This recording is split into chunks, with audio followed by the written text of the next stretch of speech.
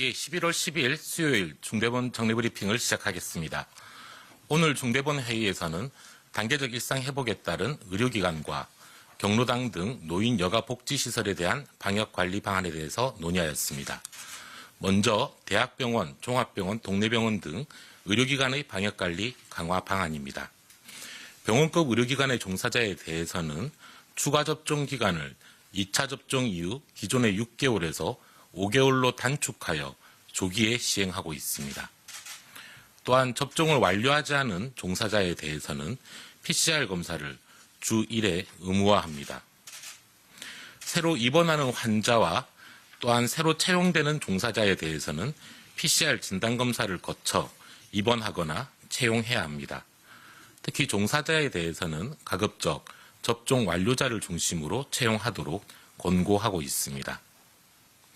면회는 현재 확진자가 계속 발생하고 있는 현재의 상황에서는 실시하지 않는 것을 원칙으로 하되 불가피한 경우에는 주치의의 판단 하에 접종 완료자에 한해 허용됩니다. 또한 상주하시는 보호자는 현행과 같이 1인만 허용합니다. 교대는 72시간 이내 PCR 음성 결과를 해당 의료기관에 제출하는 경우에 한해 가능합니다. 유증상자 발견 시 조기검사, 실내 마스크 착용과 주기적인 환기, 면회 관리 등에 대해 연말까지 계속 점검하며 의료기관에 감염이 전파되지 않도록 노력하겠습니다. 다음으로 경로당과 노인복지관 등 노인여가 복지시설의 방역관리 강화 방안입니다. 노인여가 복지시설은 접종 완료자를 중심으로 출입이 허용됩니다. 미접종자의 경우 PCR 음성 확인 시에만 출입이 허용됩니다. 이들 시설은 고령층이 주로 이용하여 코로나19로 인한 치명률이 높은 취약한 시설에 해당합니다. 따라서 프로그램 역시 접종 완료자 중심으로 운영합니다. 다만 예외적으로 PCR 음성 확인자에 한하여 비교적 침방울 배출과 신체 접촉이 적은 프로그램 참여를 권장합니다. 다 함께 공동으로 식사하는 것은 감염의 위험성이 크므로 원칙적으로는 금지합니다. 다만 접종 완료자에 한하여 칸막이 또는 한 칸 띄어앉기 등 시설 설비 요건이 갖춰진 경우에는 예외적으로 허용됩니다. 의료기관과 노인여가복지시설의 종사자나 방문자들께서는 마스크 착용 등 기본 방역수칙을 철저히 지켜주실 것을 부탁드립니다. 다음으로 단계적 일상회복 이행 관련한 방역 점검 결과에 대해 말씀드리겠습니다.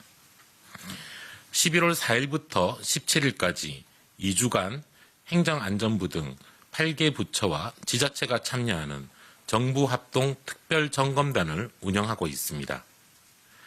8일까지 지난 5일간 수도권을 중심으로 유흥업소와 식당, 카페, 방역패스 적용시설 등 1629개소를 점검하였습니다.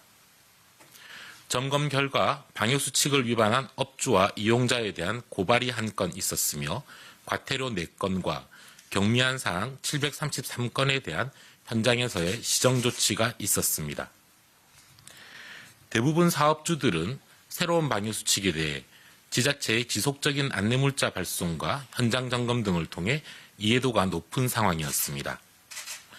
방역패스 대상 일부 자영업자들께서 불만을 가지고 계셨으나 다수의 자영업자들은 어렵게 이룬 일상회복을 지키기 위해 적극적으로 방역수칙을 준수하겠다는 의지를 보여주셨습니다. 다만 방역패스 적용 시설의 경우 계도기간 동안 접종 미완료자 출입이나 수기명부 운영에 있어 일부 미흡한 점이 보였습니다. 방역패스는 우리 공동체의 안전을 지키기 위한 최소한의 방패입니다. 감염 위험이 높은 시설에서 미접종자를 보호하고 이용자의 안전을 지켜내기 위한 불가피한 수단입니다. 다소 불편함이 있더라도 국민 여러분들의 많은 협조와 적극적인 참여를 부탁드립니다. 다음으로 의료 대응 여력에 대해 말씀드리겠습니다. 오늘 기준으로 중환자 전담 치료병상은 총 1121병상 중 641병상 42.8%가 사용 가능합니다. 감염병 전담병원은 4,130병상 41.0%가 사용 가능합니다. 생활치료센터도 51.7%의 여유가 있으며 현재 3,952명이 재택치료를 받고 있습니다. 어제 재택치료로 배정된 신규 확진자는 총 429명입니다. 어제까지 접종을 완료한 국민은 77.2%입니다. 특히 18세 이상을 기준으로 할 경우 89.6%입니다.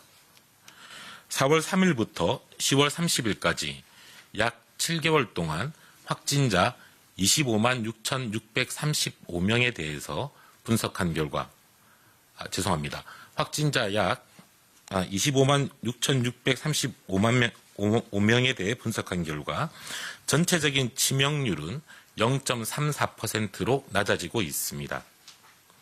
특히 미접종자의 치명률은 0.60%인데 반해 접종 완료자는 0.12%로 접종 완료 시 치명률이 5분의 1 이하로 떨어집니다. 사망자가 집중되는 80세 이상의 경우를 보면 미접종자의 치명률은 14.71%인데 반해 접종 완료자의 치명률은 3.46%로 대폭 낮아집니다.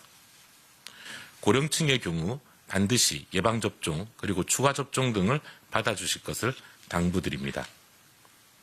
한편 일상회복 전환 이후 접종률이 낮은 청소년층을 중심으로 감염이 늘고 있습니다.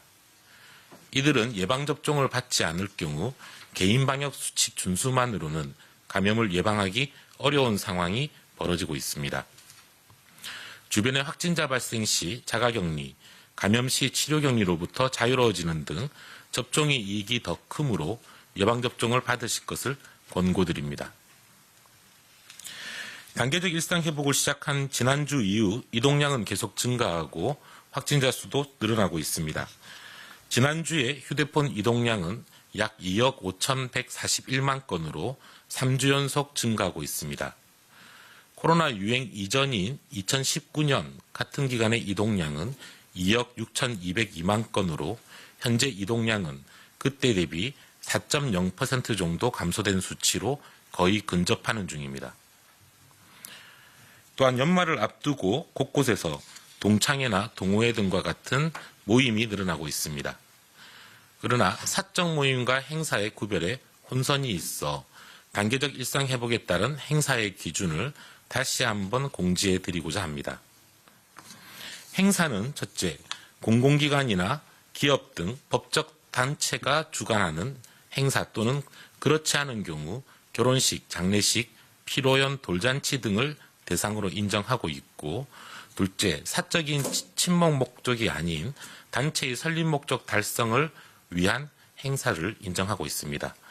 또한 세 번째로 일정과 식순 등 행사의 형식적인 요건을 갖춘 경우에 개최할 수 있습니다. 동창회나 동호회 등과 같은 사적 모임은 행사에 해당하지 않으며 수도권 10명, 비수도권 12명의 사적 모임의 인원 제한을 지켜주셔야 됩니다. 또한 결혼식이나 장례식 등 개별 방역 수칙으로 허용된 경우가 아니면 가급적 취식을 포함하지 않을 것을 권고드립니다. 불가피하게 취식을 포함해야 하는 경우에는 100명 미만의 행사라도 참석자 전원이 접종 완료자 등으로만 구성되어야 가능함을 알려드립니다. 방역 수칙이 완화될수록 개인의 방역 실천이 중요합니다. 국민 여러분들께서 스스로 실내외 마스크 착용, 주기적 환기 등 일상 공간에서의 방역 수칙을 철저히 지켜주시기를 부탁드립니다. 정부도 안전한 일상 회복으로의 이행을 위해 모든 총력을 다하겠습니다. 감사합니다.